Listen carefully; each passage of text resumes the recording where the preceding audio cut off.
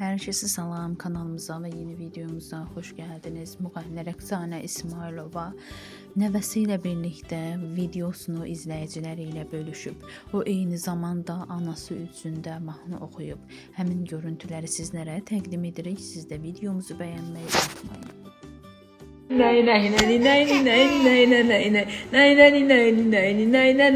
Sevgi bu sevgi. Nay nay nay nay.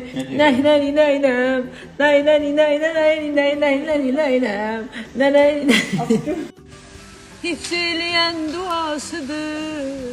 Sesi Kur'an sedasıdır.